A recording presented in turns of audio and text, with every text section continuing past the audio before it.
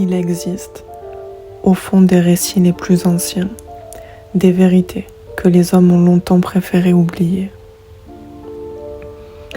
On raconte que lorsque Pandore ouvrit sa boîte, tous les maux du monde s'en échappèrent. La maladie, la guerre, la faim, la vieillesse et la douleur. Et tout au fond demeura l'espoir. Les hommes ont longtemps cru que cette dernière chose avait été laissée là comme un cadeau. Mais peut-être se sont-ils trompés. Peut-être l'espoir n'était-il pas le remède aux maux du monde. Peut-être était-il le plus grand d'entre eux. Car celui qui sait n'espère pas. Celui qui sait attend, il accepte. Mais celui qui espère ne sait pas. Et tant qu'il ne sait pas, il peut croire. Croire que la porte s'ouvrira, croire que le mort reviendra, croire que le passé changera, croire que ce qui est perdu n'est pas vraiment perdu. Et parfois, cette croyance suffit à retenir un cœur prisonnier pendant toute une vie. Il était autrefois une souveraine dont le royaume s'étendait sur de vastes terres, où les forêts rejoignaient les champs. Avant de porter la couronne, la future reine avait été une jeune princesse, une petite fille aux yeux clairs, qui s'arrêtait pour écouter le chant des oiseaux. Une jeune fille qui connaissait le nom des fleurs et qui pleurait lorsqu'un animal blessé croisait son chemin. Son cœur était si doux, si pur, si incapable de souhaiter le mal, que son peuple lui avait donné un surnom. On l'appelait la princesse au cœur transparent. Parce que, disait-on, sa présence rendait les nuits les plus sombres d'une clarté impeccable. Quiconque s'approchait d'elle repartait avec un peu plus de paix. La jeune héritière grandit. Puis vint le jour où la couronne fut déposée sur sa tête. Pourtant, malgré le poids du pouvoir, la nouvelle reine ne cessa jamais d'être celle qu'elle avait été. La douceur guidait ses décisions. Le pardon venait souvent avant le jugement. Et lorsqu'un malheur frappait son peuple, la souveraine savait écouter afin de chercher à réparer. Mais de toutes les choses qu'elle aimait en ce monde, aucune ne pouvait égaler l'amour qu'elle portait à son enfant. Le jeune prince était son fils unique. Il avait le rire de son père et les yeux de sa mère. Lorsqu'il était petit, l'enfant courait dans les jardins du palais, les cheveux au vent, poursuivi par les serviteurs qui tentaient en vain de le rattraper. Et chaque soir, la reine le regardait dormir. Une main posée sur son front, la mère lui promettait que rien ne pourrait jamais l'atteindre.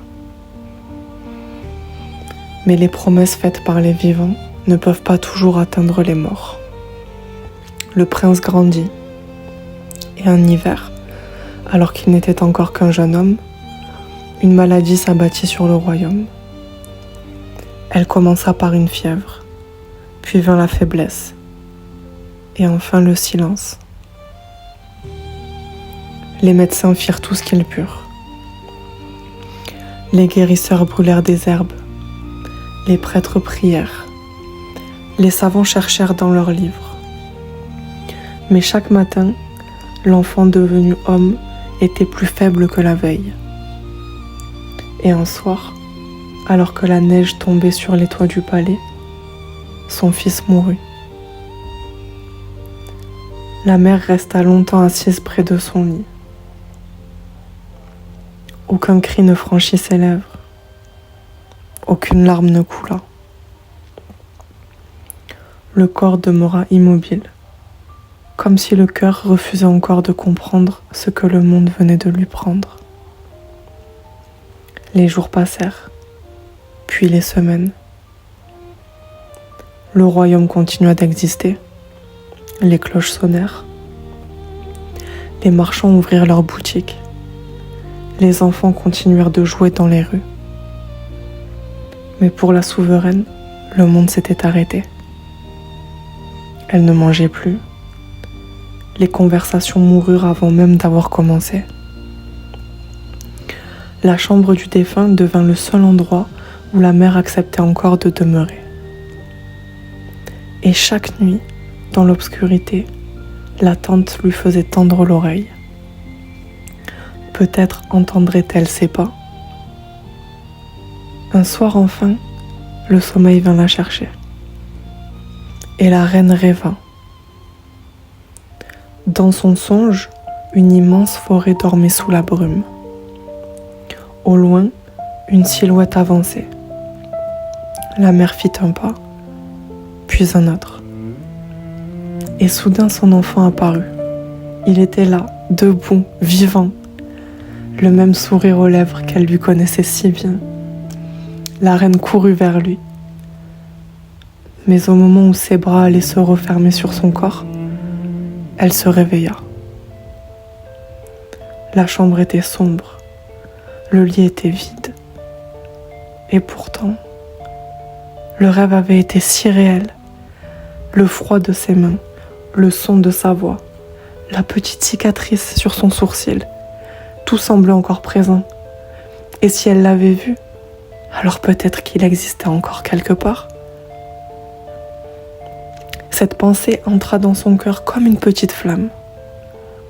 Au début, elle fut douce, puis elle grandit, et bientôt, elle brûla tout le reste. La reine convoqua les plus grands sorciers du royaume, des guérisseurs venus des montagnes, des prêtres qui avaient consacré leur vie à l'étude des morts, des voyageurs ayant traversé des terres inconnues, des historiens, des astrologues, des femmes capables de parler aux rêves, des hommes qui prétendaient connaître les portes séparant les vivants des disparus. Tous furent interrogés. Mais peu à peu, la quête de la souveraine devint plus grande que son royaume. Les anciens temples furent fouillés. Des hommes furent envoyés dans des contrées lointaines. L'or du pays fut dépensé. Des manuscrits oubliés furent traduits. Des tombeaux furent ouverts. Des sages dont le nom était inconnu jusque dans les terres les plus éloignées furent conduits devant le trône. Tous ceux qui prétendaient connaître un chemin vers les morts furent écoutés. Et ceux qui ne savaient rien furent renvoyés. Puis un jour, un vieux sage fut présenté devant la reine. Il avait vécu plus de 100 ans. On disait qu'il avait étudié toutes les légendes du monde. La souveraine lui raconta son rêve. Puis elle lui demanda si son fils était encore vivant. Le vieil homme la regarda longuement. « Je ne sais pas. » La reine se redressa. Elle avait entendu cette réponse des centaines de fois. Mais cette fois, quelque chose dans la voix du vieillard était différent. Il ne cherchait pas à la convaincre. Il ne lui promettait rien. Il ne lui offrait aucune porte secrète. Il ne lui donnait pas le moindre fragment auquel s'accrocher. Alors il lui parla de 2 chemins. Le premier était celui de la paix. Le second, celui de l'espoir. La paix ne signifiait pas oublier. Elle ne demandait pas à une mère de cesser d'aimer son enfant. Elle demandait seulement d'accepter de ne pas savoir. De croire que l'amour pouvait survivre sans preuve.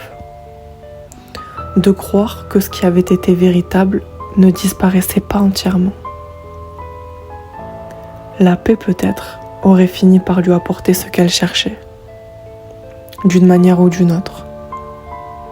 car parfois, il suffit de cesser de courir pour découvrir que ce que l'on cherchait nous accompagnait déjà. Mais l'espoir offrait quelque chose de plus séduisant, de plus immédiat. L'espoir disait tout de suite, peut-être existe-t-il une porte, peut-être ton enfant t'attend-il, peut-être le monde des morts n'est-il pas aussi éloigné qu'on le croit. Et ce mot était suffisant. La mère avait vu son enfant, elle l'avait entendu, elle avait senti ses mains. Impossible de croire que tout cela n'était qu'un rêve. Alors la reine choisit l'espoir. Et ce jour-là, sans le comprendre, elle choisit aussi de ne jamais savoir. Les années passèrent. La souveraine continua de chercher. Elle visita des temples oubliés, suivit des cartes anciennes, interrogea les morts dans les rêves, consulta les étoiles, parcourut des terres où personne ne connaissait son nom. Des hommes prétendirent avoir vu l'autre monde. Des femmes jurèrent avoir parlé aux disparus. Des ermites affirmèrent connaître les frontières de la mort. Chaque nouvelle rumeur rallumait le cœur de la mère. Chaque inconnu murmurant qu'il existait peut-être un passage devenait une nouvelle raison de partir.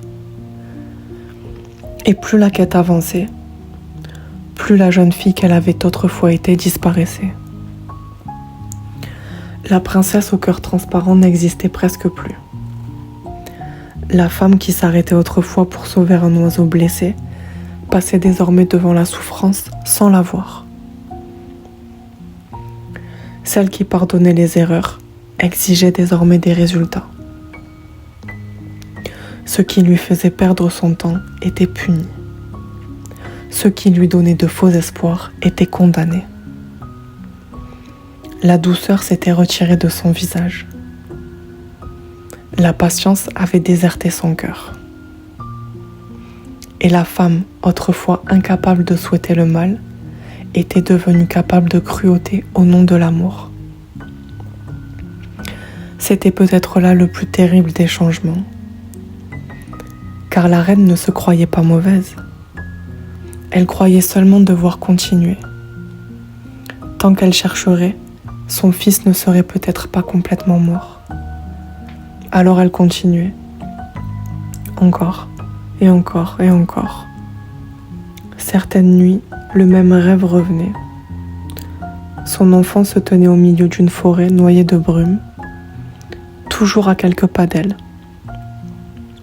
Toujours assez proche pour qu'elle puisse croire. Jamais assez proche pour qu'elle puisse savoir.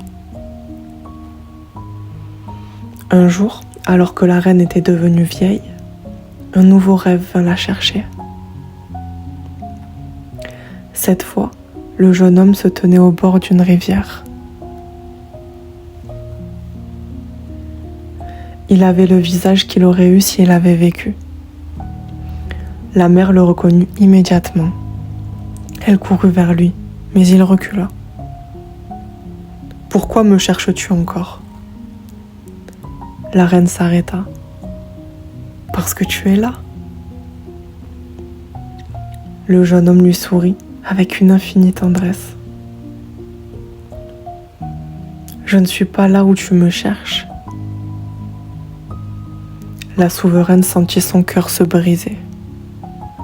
Elle lui demanda où il se trouvait, mais déjà la brume montait autour de lui.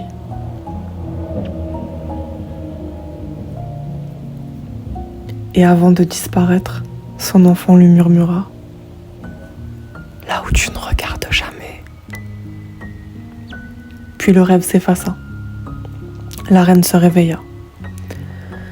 Et pour la première fois, depuis de nombreuses années, aucun messager ne fut envoyé. Aucun sorcier ne fut convoqué. Aucune nouvelle carte ne fut cherchée.